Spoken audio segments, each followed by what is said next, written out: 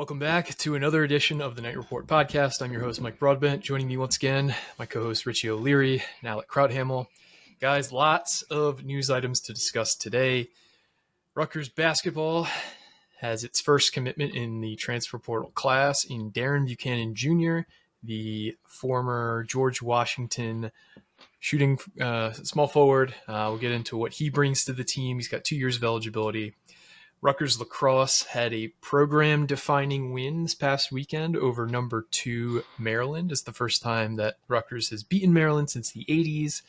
Best win in terms of a ranked opponent in school history. We'll get into that a little bit.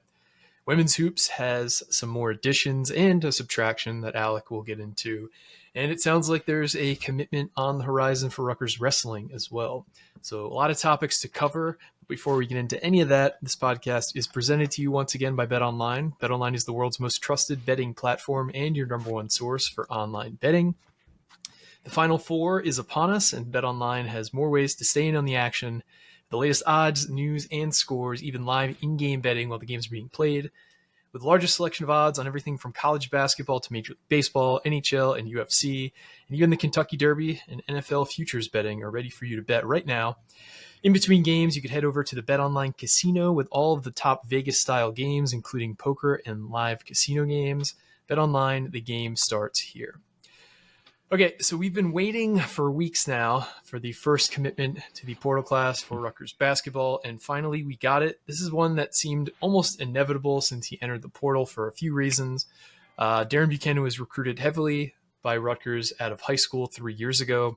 He ultimately chose Virginia Tech, where he spent a single year redshirting before he decided to transfer and ended up at George Washington. He had a very good redshirt freshman season with George Washington. He averaged more than 15 points per game. This past season, he was on a similar trajectory, injured his ankle, and then missed a few games, and they changed up how they like to play because they had a transfer from Providence named Rafael Castro, who really became the focal point of that offense, and things just never really gelled for him the rest of the way for a few different reasons. We've been doing a lot of digging deep onto Darren Buchanan. We'll get into that, but let's shoot from the hip here. Alec, we'll start with you for once. What's your take on the addition of Darren Buchanan? It's a good addition, but I'm waiting to fully grade it out until we see, I guess, the rest of this portal class.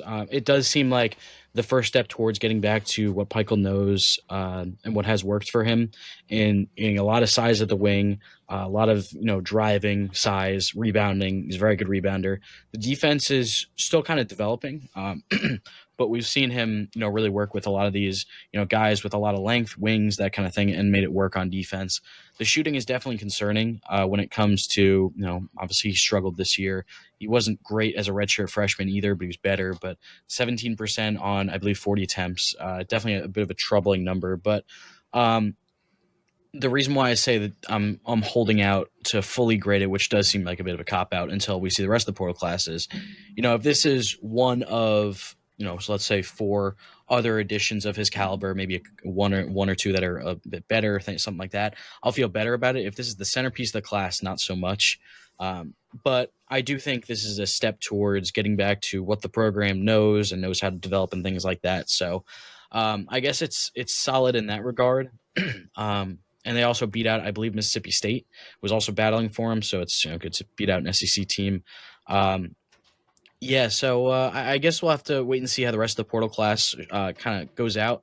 But as a player, I kind of like his game. He's solid as a driver. I've seen a lot of comments and people saying like you said, the kind of play style for George Washington didn't exactly fit him. I guess we'll have to wait and see how Rutgers' play style fits him on offense. But I think this is at least a solid add. But yeah, if this is like the centerpiece, or this is like the best one of the class, definitely not going to feel as good about it. But if you surround him with some other similar or maybe a little bit more talented guys, then I feel a little bit better. All right, Rich, it's your take on the addition of Darren Buchanan Jr. I kind of agree with you a little bit in the aspect of this. If this is the crown jewel, fuck it, blow up the season. If it's not, okay. I think for the money that you have, it's probably the best you're going to get, and it's sad to say that. Like he's not going to be that. It's not going to be that costly for the sole fact, like you've read stories about him already, and he's really a good kid off the court. Like he's donating his NIL to charities. He's doing coat drives. I think it was a backpack drive, something else. He basically said he's like, I don't care for the money. Like I'd rather give it to other people, which is great to hear. Great family, good kid, good high character kid. That fits the Rutgers culture. End of the day, though, I question his numbers a little bit. Like, yes, did the ankle injury coincide with his numbers taking a dip this year? Yes, but it also coincided with them going from out of conference play to conference play. George Washington notoriously plays one of the worst out of conference schedules in the country every year. They're bottom 3 this past season for conference schedule. So once it hit A10 play, his numbers took a significant dip. If you look at the numbers specifically, I know people have tried to compare him to Andre Hyatt, and they're very similar in that regard. Andre Hyatt, obviously a better shooter, though, from the outside. But you're also comparing Andre Hyatt's Big Ten numbers versus Darren Buchanan's George Washington A10 numbers. It's just there's a gap. Now, is he going to be able to get you rebounds? I think he's an above-average rebounder. I think he's pretty solid in that category. Is he a good defender? I don't know. A lot of the George Washington fans say no, like the effort's there, but he's also just losing it from time to time on defense. He just isn't able to cover guys one-on-one. That's a big thing in the Big Ten, especially if you're going to be playing that 3 role, which more than likely he's going to with Grant at the 4. So that's a little bit of a concern. Can Steve Peichel coach defense? Yes, we'll give him that. So maybe he can turn him into a good defender. He does have the length to make up for a little bit of his defensive mishaps, which is nice. The concern to me is the majority of his shooting is at the rim. And I feel like that's the biggest issue. Like, yes, can you get away with that in A10 play and against the shitty out of conference? Yeah, you can abuse the shit out of those guys. You're basically a center against some of these low major teams, like with the size and body and frame and length and everything you have. But when you get the Big Ten play, there's a rim protector on every single team, basically. There's going to be guys that are your size guarding you, lengthier than you. And are you going to be able to get to that paint and attack that paint like you have in the past? I don't know. It's definitely going to be interesting. And then on top of it all, like I hate to continue the negativity, but George Washington has a little bit of money. They were able to keep their star players. They didn't push to keep him, it seems like. I think Buchanan's okay. I think he fits what Steve Peichel likes. I think there's a previous relationship what helped. On top of the fact that NIL doesn't really mean a lot to him. That being said, he's still probably got paid. Like, it's not like they're just, hey, come for free, like while everyone else is offering you hundreds of thousands of dollars. But I'm indifferent on this one. I don't think it's great, but if you can land a really good high-scoring 2 guard, I'll be and a good big man to complement the team, I think I'll be a little bit more comfortable. But until then, right now, this roster is going to average 50 points a game. Like, it's not good right now, the way it's built. So I'll reserve judgment a little bit, but I do think it's a solid get, I'll say. Yeah, I'll talk positives and negatives, but I've seen from his game, from just reading a bunch about him, diving into some of his tape, he has the size and length that Steve Peichel looks for in wings. He's listed at 6'7". You know, he's probably got a wingspan that's closer to 7 feet. Just from getting a look at him, there's no official measurement there. He's also listed at 235 pounds, and he looks like he's 235 pounds. He looks like he spent 3 years in a college strength and conditioning program. He has a pretty good handle for his size. He clearly puts a lot of effort into playing the game of basketball. He just doesn't have great defensive instincts. Like, he overhelps a lot on defense. You know, he can get out of position. He can ball watch a bit. You guys mentioned he's not a great 3-point shooter. I think he shot like 17% this year from 3 and not on a ton of volume. He's not a great free throw shooter, which is indicative of kind of the ceiling for 3-point shooting. Usually he's about a 65% free throw shooter. Decent passer. And he is able to get to the cup at relative ease. But again, is that going to be something he can do against high major opponents? I did do a breakdown of his stats against quad 1 and quad 2 teams in his career. So over 2 seasons at George Washington, he played 15 games versus quad 1 and quad 2 opponents. In those games, he averaged 10.1 points per game, 6.2 rebounds per game, 2.1 assists per game, 1.1 steals per game, 0.3 blocks per game, 2.8 turnovers per game, 1.6 fouls per game. He shot 47.9% from the field, including 26.7% from three and 50.1% from two. So not like amazing numbers, but not awful either. He only had I think he played only one high major this year, and it was Kansas State, and he had 9 points. And I do think there's some validity to the team changing how they played after he got hurt and Rafael Castro broke out. What I like to do anytime you land a player, and I've mentioned this before, is I like to just see what fans are talking about from that specific team. And here is a few anecdotes that I pulled from George Washington fans posting about Darren Buchanan after he decided to leave and after he committed to Rutgers. And these are from 5 or 6 different accounts, so it's kind of an amalgamation. He has a lot of talent, especially when driving downhill with a chance to finish at the rim. He can hit threes, but really only when he's wide open, and doesn't have the ability to create a shot for himself. Relatively unselfish passer and solid rebounder. Defense could use some work, but he tries. His stats drop-off seems to stem a lot from an early season injury taking him out of the rotation, and funnily enough, Providence transfer Rafael Castro really broke out. When Buchanan finally did come back fully healthy, which arguably never happened, his play style didn't really mesh with a team that revolved around Castro. For those who don't know, Castro is big, and if your game relies on a wing slashing and driving to the rim, and you have a big there who's also ball dominant and reliant on getting post-up touches, it's just not a great combo. So maybe there's some validity there. High character, good rebounder, can get to the hoop easily if he wants to, but can't shoot a three, and sometimes falls asleep on D. Agree with the point that he doesn't really fit what George Washington is trying to do if Castro sticks around. And a bunch of Providence fans were asking about him because he was, rumored to be a target of theirs. Somebody said, I don't know if he could hang in the Big East skill-wise, but he'll work his ass off, and he's a really high-character kid. Darren would definitely benefit from having more shooting around him to open up those driving lanes. He had more of that in his first season than this year. Perhaps a bit more freedom to take a mid-range shot would also help as well, since he's a poor three-point shooter.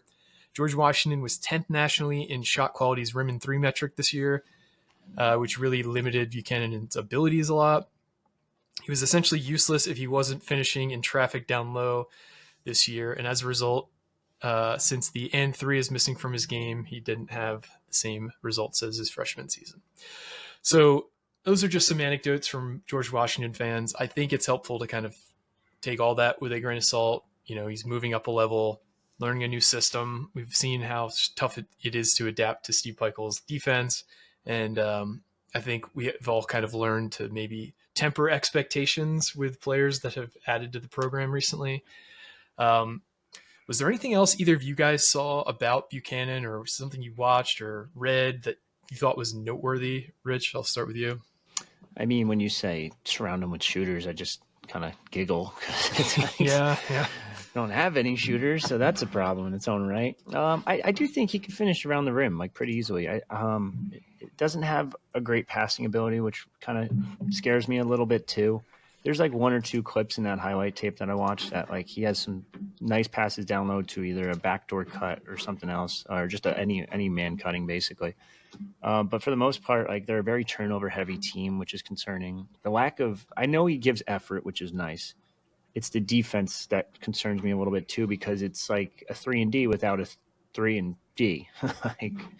And then you're the one guy said hey, have him take more mid-range shots, and I'm like, this is what we're trying to get away from. We don't want this anymore. Yet we're going to continue to get guys that can do that. It just doesn't make sense to me. But it just seems like he's almost a more athletic version of Dylan Grant, maybe a little bit smaller. I don't even say smaller because I think he might have more weight than Dylan Grant.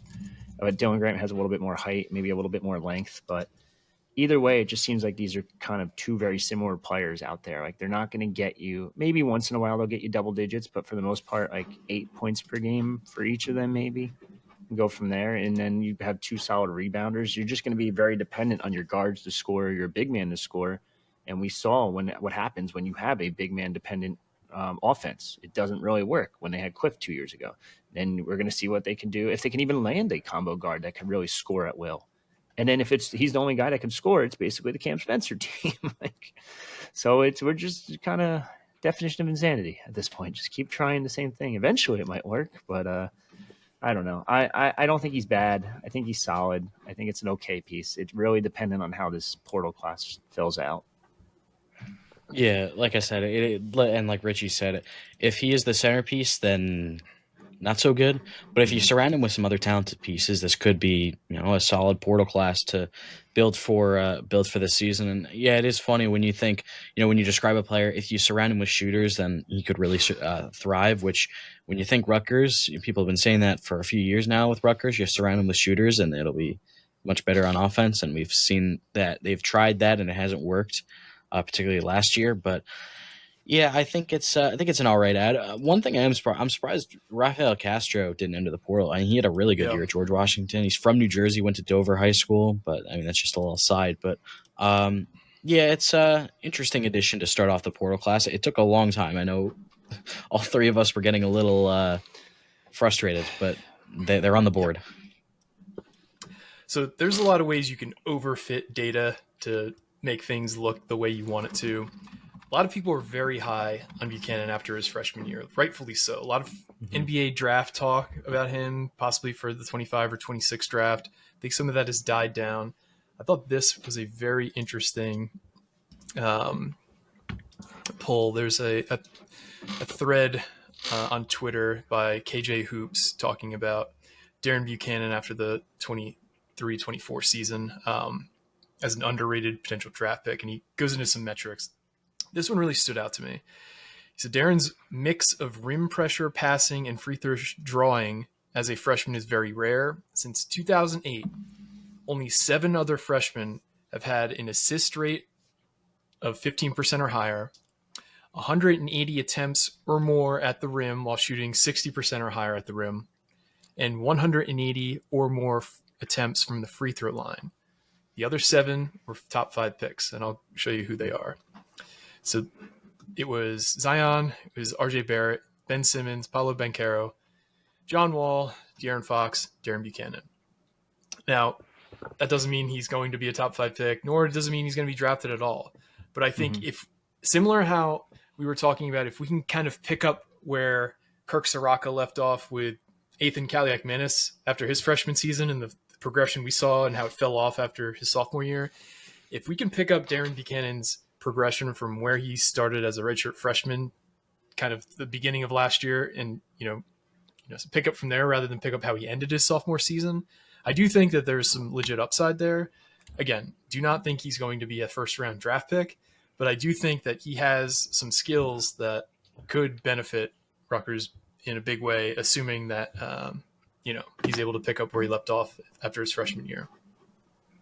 I do find it kind of crazy to even call him a draft pick. Like I sound like a hater at this point, but calling him a draft pick after those numbers in a freshman year in A10, it's like he had a good freshman year. He had a very good freshman year. But calling him draft pick is just insane to me. Like, yeah, I mean, there was a very long scouting report by another NBA draft Twitter person that we'll post. I already posted on the boards, but he goes very in depth. Again, he's not an NBA draft prospect for a number of reasons, but mainly because he can't shoot. You're not going to play in the NBA in today's day and age shooting under 30% from 3 as a wing. You're just not going to happen. So I do want to just put that flame out, but this guy, it's not like KJ Hoops was a George Washington fan. It's just somebody who covers a lot of college basketball players. But anything else on Buchanan before we move on to some other news items? I mean, just to clarify, he's probably penciled in as the starting 3. I feel like we kind of said it, but probably they want 3 more starters, which is going to be tough. You need a lead guard, you need a scoring guard, and you need a big man. I don't know if you have the money for all 3. Yeah, I guess we'll see. But it's just a big year. Like Feigl can't whiff on this. No. I think people are kind of at their wits' end right now with basketball, and he's going to need to win fans back over.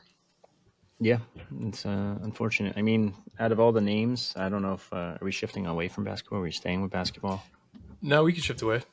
No. I'm just because out of all the names like on the list right now, like there's not really a guard out there that they've shown interest publicly that really they might land. Maybe Tariq Francis. That's about it. Just an internal debate going on about that one. The fact that hasn't happened yet makes me think it won't. It's a big debate, and I think it's kind of obvious who's in his corner. Like his mentor is literally the associate head coach, and it seems like everyone else is kind of like we already have 2 6-foot guards. We don't need another one. Like, Yeah. The other names, Cam McDowell hasn't scheduled a Rutgers visit yet. Visited Utah. Cam Kraft is going to probably stay out Midwest. Kennard Davis is leaning Purdue. Centers, Harlan Obioa already committed to West Virginia. Juice Limbodo has a trip to TCU. It hasn't scheduled anything to Rutgers. Probably going to cost a lot. And Grand Canyon big man Duke Brennan is probably going to stay out west somewhere. Went to Arizona State, went to Grand Canyon. Arizona State's actually pursuing him back, which is funny. And then there's a bunch of other West Coast schools, USC. I know Ohio State, not West Coast, is also pursuing him. So maybe he end up seeing him after all. But interesting. I always love a good old Marfo. Yeah, not a ton of names out there, though. That's what's concerning to me. Like, it feels like they're punching above their weight. Or I shouldn't say punching above their weight. They're aiming for guys that they can't afford. I feel like you got to be a little bit more realistic with, like, you got to go after the Darren Buchanans who don't give a shit about NIL. And you have a relationship with. It isn't the clear number one thing they're looking for. That too. So it's going to be tough. We know they're interested in like Sam Walters from Michigan, but I don't even know if he ends up there because like SMU's after him, and they got a big piggy bank. Different, same thing, kind of. You know what I mean? There, they're able to pony up. There you go. That's the one. I knew it was somewhere. I missed it. Chris Bell / Bunch might visit, but he already visited Memphis and Seton Hall. A.K. Okereke. I don't know how to pronounce that one. Cornell. Like no shot at him. He's getting a nice payday. Jared Valencia maybe out of Monmouth, but like how many reserve forwards are you going to really add? Like, I don't know. It's tough. Like Amari Monroe, I thought they had a legit shot at. Ended up going back to Quinnipiac. It's like kicking the nuts there. Abdi Bashir just took the biggest bag, clearly, at Kansas State. Nick Boyd, I want to come back home, Northeast, goes to Wisconsin. It's like, okay, weird. Was also leaning North Carolina before that, too. Yeah, like it's just all money related. And if you have money, it doesn't matter how many faults you have. You can buy a whole new team. Mike Woodson might be the perfect example last year. Everyone knew he was on the hot seat. Everyone knew he was going to get shit canned, but everyone still wanted the payday and wanted to rock the crimson and white. Crimson. Yeah, I think that's what it is. I think it's crimson cream. I don't know. Cream. I don't know. Everyone wants to wear those stupid overalls. Just kidding. Yeah. All right. Let's move on to another topic here. Let's talk Rutgers lacrosse. Rutgers lacrosse, you say? Yeah, we don't really talk lacrosse a lot, but it's warranted, I feel, after their win on Saturday over the number 2 team in the country in Maryland. The lacrosse program has kind of had some disappointing seasons the last few years. Even earlier this season, they had quite a few games that they just didn't. They kind of got upset by. They almost beat number 3 Ohio State last week. They came up short there. So it seemed like the team was starting to surge, and they finally had that breakthrough win against Maryland. Like I said, number 2 team in the country.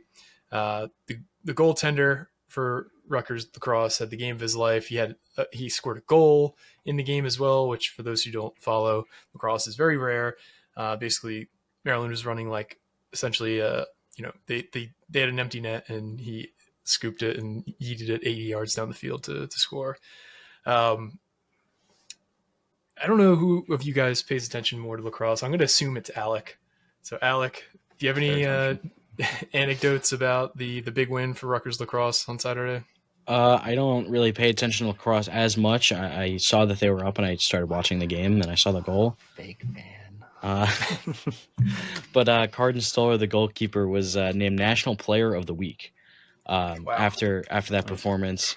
by USA Lacrosse magazine. He was also recognized as the Lacrosse Network Player of the Week and the Lax Reference Brick Wall of the Week. I'm assuming that's an award for the top goaltender of the week. He had 14 saves, and he scored a goal himself, which I'll try to pull up the clip. It was crazy. He just chucked it and it one bounce and it went in.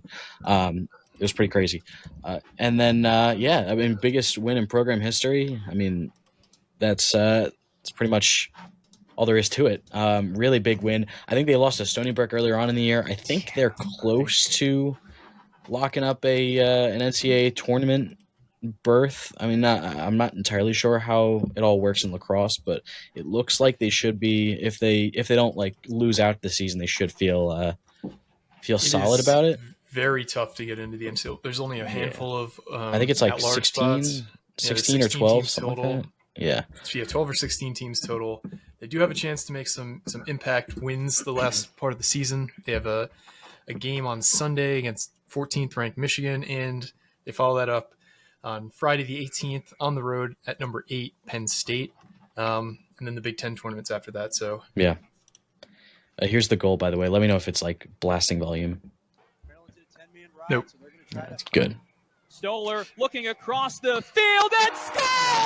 Now it's blasting. Yep, that would be Blame Dom Savino for that. Look, I have the Twitter volume all the way down. Yeah. I love Dom, though. Great call from Dom, but yes, that did start blasting. Here's the thing I don't get with this program in general. It's like, and maybe it's just a Rutgers thing. Like, even on their worst year, they end up pulling like the craziest upset ever. Like, this is by far not even close to the most talented team they've had in recent years. Like 2022, they have 14, 15 wins.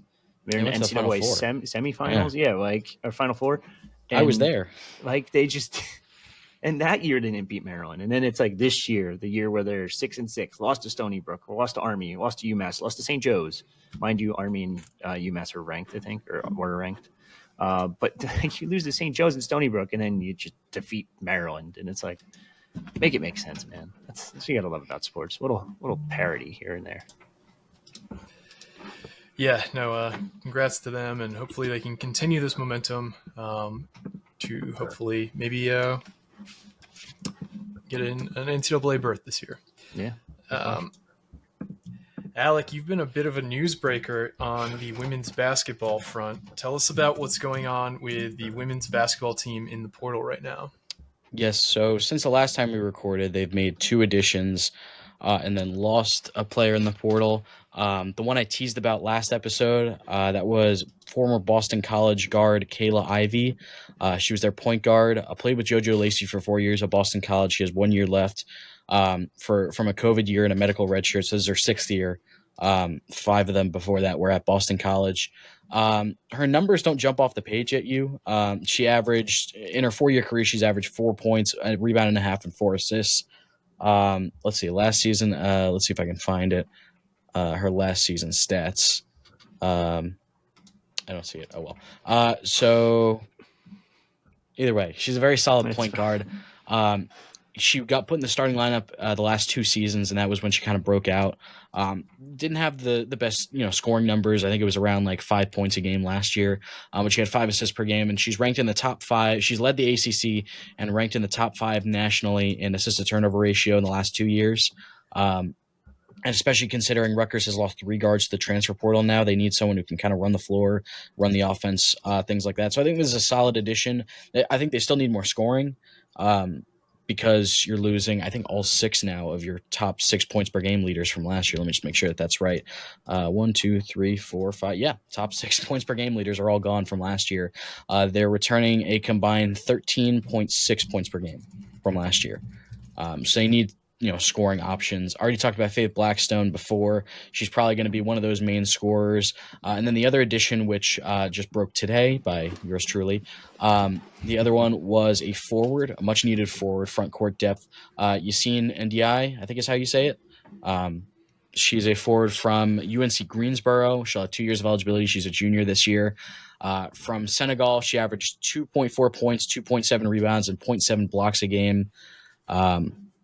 In her sophomore year, or that was over her career, but played 10 minutes a game as a sophomore. She played in 27 of UNC Greensboro's 32 games as a sophomore. They won the Southern Conference. They made the NCAA tournament. They got shellacked by USC, as did many teams, including Rutgers this year. They lost 71-25, I think. 71-25. But she played 19 minutes off the bench, at 4 points, 7 rebounds, 3 blocks. She has flashed as a rim protector. Looking at some of the metrics, among players in the Southern Conference that played at least 20% of their team's minutes, she ranked third in the conference and with a 7.6% block rate. And then 26.4% defensive rebounding rate led UNC Greensboro and the entire conference among all players that played at least 20% of their minutes. So there's flashes there. They, again, desperately need front court depth, losing Destiny Adams and China Cornwell. I guess it remains to be seen how the rest of the lineup fills out. I think they still need another big in the front court. They have 5 spots open, so there's room to work with. And in the guard room, I think they should be set, I guess, in the guard room. Maybe add one more. Actually, there's 2 losses that I since the last time we recorded. Lisa Thompson being one. She averaged 4 points a game this year. Battled some injuries, wasn't really, truly at her peak form for a lot of the season. She has 2 years of eligibility left. She'll go elsewhere, originally from Joliet, Illinois. And then the other one that also actually just broke like an hour ago, less than that. Maya Petticord, who was the last of the top 6 leading scorers to still be at Rutgers, but she will enter the transfer portal for her final year of eligibility. She was at Rutgers for 2 years. She averaged 8 points a game, averaged, I believe, 10 points per game last year, but then kind of dropped. She was also dealing with some injuries, and then Rutgers had some more depth in their guard room, so she didn't see as many minutes or anything like that. But once Cameron McMillan went out for the rest of the year, she kind of got back to her usual, some of her better form. She had 17 points in a win over Purdue, and then had 18 points and 6 threes when Rutgers beat College of Charleston in the WNIT. Originally from Detroit, she was ranked number 81 nationally according to ESPN in the 2022 class as a 4-star. Played her freshman year at Texas A&M and then came to Rutgers for 2 years. So we'll see where she goes. So since the last time we recorded, 2 incoming portal people and 2 outgoing. So the roster is still the same. But yeah, I guess to wrap all that up, I think they still need maybe another guard and then definitely another piece in the front court, maybe 2, with 5 scholarships remaining. So that's your women's basketball couple of minutes on the Night Report podcast. Well, thank you for the excellent reporting and news breaking you've been doing on the women's basketball front, Alec. Let's talk about some Rutgers wrestling news. Rich, you have a scoop on who could be the latest Scarlet Knight on the team in the transfer portal. What are you hearing with Rutgers wrestling? You're muted, Rich. I knew that. It was a test. Technically, as we were recording, they actually landed one before. In Michigan State transfer Remy Cotton, who's going to be 190 pounds, 197, right? Yeah, 197 pounds. He was the NCAA qualifier last year for Michigan State. I think he lost the first 2 matches in the NCAA tournament. Yeah, 197 pounds. He has 3 years of eligibility left. NCAA qualifier at 197, pretty solid considering they don't really have anyone there right now. So on top of that, it sounds like they are the heavy favorites for Lenny Pinto, a notable name out of Nebraska. Wrestled at 184 and 174 over the past couple years. This past year was 174, 3-time NCAA qualifier. Seems solid. Has a couple of upset wins over the past couple seasons. I don't think this is going to be like by far his best team ever or even close to it, but I think that they're putting together a solid roster of guys and especially getting those heavyweights figured out, not just heavyweight specifically, but the higher weights, I should say, because they probably still do need a heavyweight too. Because I think Yara is out, right? Yep. Yeah. So they have a lot to still figure out with this lineup, this roster. Team Peterson's gone. You got to replace him somehow. That was a whole other thing a few days ago. Yeah, that was something on social media. I didn't think that would turn into what it did, but it did. Do we have resolution there? Did he just announce what he's deciding to do? Oh, he's going. He's already going to Iowa. It was just a matter of like how it all went down on Twitter drama. Yeah, called out Minio and then went on Twitch playing GTA, and people are commenting like, "How much money did you get?" "I didn't get any money." Okay, buddy. Yeah, sure, I believe you. I promise. But anyway, yeah, they're gonna have to replace a lot. It's not gonna be easy for him, but it does seem like so far so good with Remy Cotton. And then if you get Lenny Pinto, they're dudes. They're solid wrestlers. They're Big Ten caliber wrestlers. Are they gonna win you a chip? No. Could they advance to that blood round? I think Pinto's got a good shot. I think Cotton does too. Probably. He's got 3 years left, so long way to go. We'll kind of keep you updated as that lineup continues to develop, I guess. Didn't Remy Cotton upset? Sorry, I forget his name already. John Poznansky, yeah, he did. Poznansky, Yeah. 2 years ago? A year ago? I think it was 2 years ago. But I mean, he ended up losing to Stephen Buchanan, who was like the 1 seed at his weight class this year in his second round. Like I don't know. It's a tough one. Like, there's not really much you could do. But I think he did upset someone else. He did. Yeah, he did upset Paz. That was this year, actually. This was February 14th. He got majored by Remy Cotton. Wow. Mm-hmm. So, I mean, hey, there's some hope there. I don't see any other really significant wins. Let's see. No, there's really not much else. But, I mean, hey, he's young. He's solid. See what he could do. That is all the topics we have for today. This past Saturday, I believe, who spoke? Was it Demir Shaw and CJ Campbell Shaw spoke to the media? Yeah.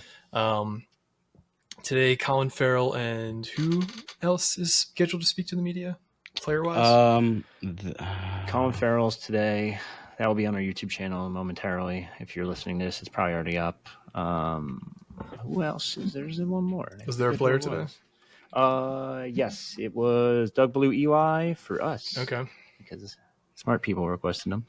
And who else was it? There's someone else. Alec, you're in the group chat. Who else was it? Jordan Walker. And then Thursday will be Pat Flaherty, Gus Zawinskis, and Daryl Dingoe, which I was a little shocked by. Interesting. And it's always a sign if they're giving them, well, we request all the transfers, obviously. But if they do let us talk to them, that's a good sign for playing time this year, just saying. Not that it wasn't already obvious, but like. And Saturday, Shiano and Ethan following scrimmage number 1. Which they're going to be Ethan again? Yeah. So I can. I wonder if Ethan's going to get some playing time. I was going to say, I think he's QB1. I'll say it. You guys will be in attendance for the scrimmage, so it's going to be a long one. Yeah. Those are typically very long days, so do not envy you guys for that. But yeah, things are picking up. Stay tuned to the boards and your podcast feeds, because anytime there's news, we will get it out to you as soon as possible. But we want to thank you once again for listening. For me, for Richie, for Alec, this has been another edition of the Night Report podcast. Signing off.